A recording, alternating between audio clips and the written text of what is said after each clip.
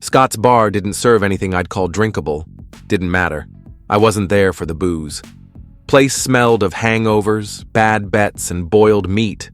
The kind of hole you'd find bolted onto the side of a mid-tier mining colony. Drywall, noise, and a dozen mercs pretending they weren't watching each other.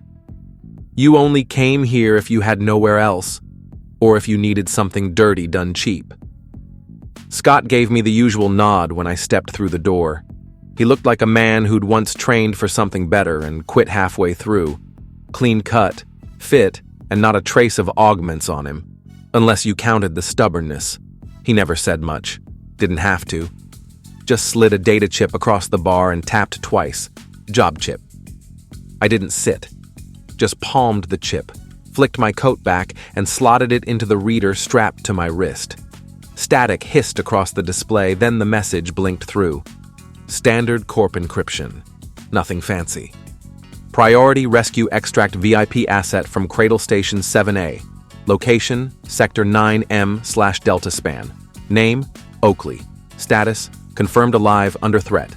Previous extraction teams, lost. Threat profile, hostiles, unknown origin, compensation, full recovery plus hazard bonus. Time frame, immediate. No pleasantries, no flair, just business. But this wasn't a normal job. This was Oakley. I looked at Scott. How long's he been down there? Too long, Scott said. If you're going, go now. I downed a drink I didn't order, left no credits, and turned to the door. Time to bring him home. The wretched light lifted off with her usual bad mood, protesting all the way. She always sounded like she was remembering pain, engines grinding like old bones.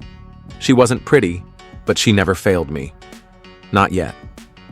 Delta Span drifted ahead like a graveyard, the broken relics of the war, husked and left to rot in low orbit.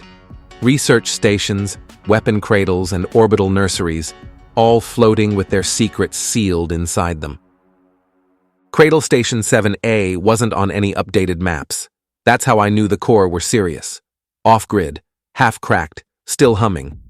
I brought the ship in silent, cutting lights and running on magnetics. The place looked like it had been peeled open and half-eaten.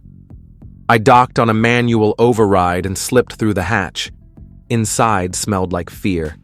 Not recent, but thick, like it had sunk into the walls. Emergency signage still flickered along the walls. Corporate nursery systems, growing the future. I drew my sidearm. Oakley, I muttered into comms. You better still be breathing. I found him on the third deck, room C3. He'd barricaded the door with a plasteel desk and 3 chairs. Rookie move, but smart enough to slow something down. I knocked. One shot rang through the wall, missed by a mile.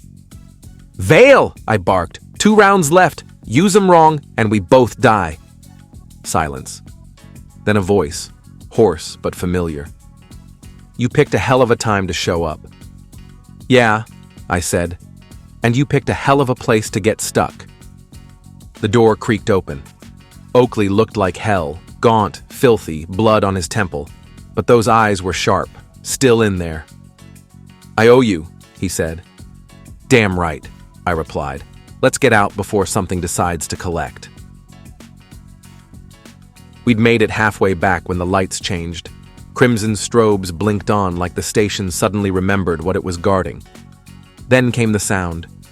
Static, screeching, like old radio chatter played through broken bone. Oakley froze. Move, I hissed. We ran.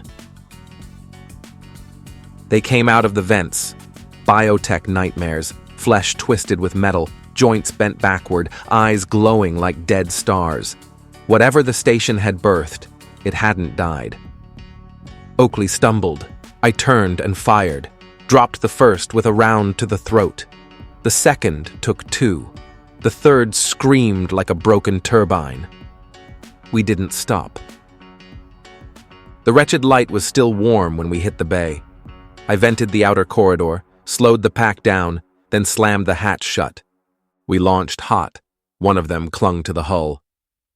I'll handle it, Oakley said, crawling into the belly turret.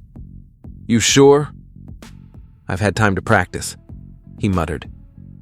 He vented the port side, a clean shot. The creature spun into the void. Silence followed. Just the rumble of the engines and Oakley breathing like he'd swallowed dust. He pulled the memory chip from around his neck and held it out. "They wanted this." I figured. "Should I tell you what's on it?" "No."